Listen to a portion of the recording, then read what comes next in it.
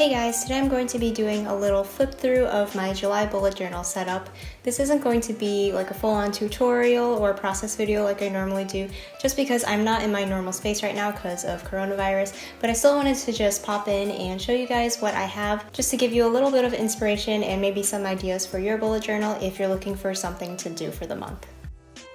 This month I'm doing a theme of Oriental Lilies. I was really inspired by these lilies that started blooming by my door, and I just thought they were so beautiful. And as beautiful as they look, the smell is even more incredible, and I wanted to immortalize them in my bullet journal just so that later on I can remember how beautiful they are. This month I'm starting off with my calendar page. I'm not going to be doing a cover page because, as you can kind of see here, I'm already more than halfway through my notebook, and I'm sort of just trying to conserve my pages, and I'm hoping that I can make it through the end of the year with just this one notebook so that I don't have to set up a whole nother one.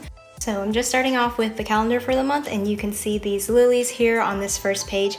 I have a couple of illustrations, one on each side, and also in my title you can see that I did sort of like a gradient from yellow to orange, just to get the theme all set from this first page. The thing that's great about lilies like this is that there are so many different kinds of patterns and color variations. I just did a Google search and looked up a bunch of my favorite color combos, and you get to practice a lot of different shading and coloring throughout this setup. You can see that these first lilies here have a really cool, almost like a fire effect from the yellow going to the red. And they also kind of look like tiger stripes or leopard spots, especially in that middle area where you can see there's a little bit of spotting. So make sure you add those little polka dots in the center of each of these to get that full effect.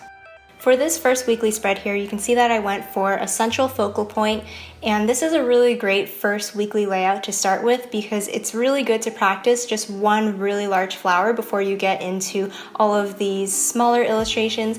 This gives you a really good feel and idea of how to illustrate these flowers. So you can see that you start off with 3 large petals in the foreground, and then there are 3 right behind it, sort of in between those top 3 petals, so for a total of 6 petals per flower. These flowers also have a pretty large, I think they're called a stamen or a pistil or something like that, but all of those things that come out of the middle, they're pretty large, so make sure you get those in there as well to get an accurate drawing of these flowers. For all of the coloring this month, I used Prismacolor colored pencils, and for the illustrations, I used my favorite Uniball fine liner pens. And you'll also see I have a bit of white gel pen work, and for that I used my Uniball Signo white gel pen. For the next weekly layout, I started off with a large illustration taking up a good portion of that left page. I just did a tall stalk of lilies, and the way that these bloom is that there's usually a full bloom at the bottom, and then as you get towards the top there are partially open blooms and then just flower buds. I went with what I think is a pretty common color scheme for these flowers, which is this light pink coloring with more of a magenta stripe going down the middle. And originally I had all my headers in the same kind of dusty pink color as well, but I messed up with that and I had to go over it with a darker blue color, but I actually really like how this color combo turned out. I think that the blue and the pink complement each other really well, and it just provides more depth to this page. So if you're going to color in some flowers that are kind of in this same pink color scheme, then maybe you can add some blue in there just to balance out the page really well. By the way, for these headers, I used my Tombow dual brush markers because it's easier for me to write over that than it is to write over waxy colored pencils. This next layout for me was really cool to draw because the illustration that I have on this page is based off of a photo I took of my own lilies. So going off of that, I used the same buttery cream yellow color that my lilies are. And I think it's a really good exercise to take your own photos for reference photos if you can. Sometimes when you find things on the internet, you don't have a complete photo of the flower or whatever you're drawing. Like in a lot of the photos I found online, they kind of just have a full flower head on, but by taking my own photos, I was able to get a better study of the entire plant. So like I mentioned before, you start with the fuller blooms on the bottom, and then as you get to the top, the blooms are more closed off, and they're just buds up there. So it was really nice to just practice that kind of formation from my own photo. And if you're going for a more realistic look, make sure you do that in your illustrations as well. So I started off with this one drawing in the center of the page and then sectioned off my days all around that in just these loose headers. I ended up with a little bit of extra space, so I added just a fun little happy quote just to fill in the space a little bit and stylize it a little more. The next layout was a really fun one to make because it's very carefree. It's sort of an abstracted background of flowers and lilies. So first I started off by drawing out all my boxes, very simple and easy to do because they're very regular and evenly spaced out. And then once you have those boxes drawn, you can just go in with your colored pencils and just scribble all along the background behind these boxes. I really wasn't too particular about this. So you can see in some of these I do have some petal shapes and I have some of that like stripy polka dotted marking as well. But for other areas I have very loose scribbles and I kind of just blended out the colors a little bit but didn't take too much care in the shapes. And I love how it gives this really diffused floral pattern. It kind of reminds me of a lot of trendy patterns that are on like furniture and stationery these days. And I thought it was really cool that I was able to really easily replicate that look just with some colored pencils.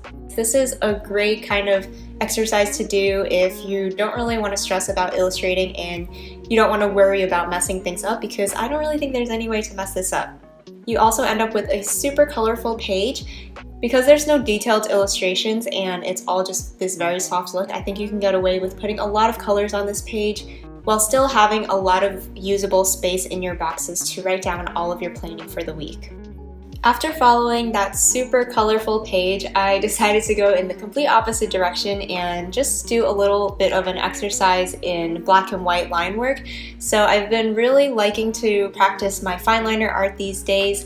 That's basically what I did here. I just drew a little pattern of lilies using just my Uniball fine liners. And this is a really great way to practice your drawing skills because without colors, there's really nothing else taking away from all of your pen work.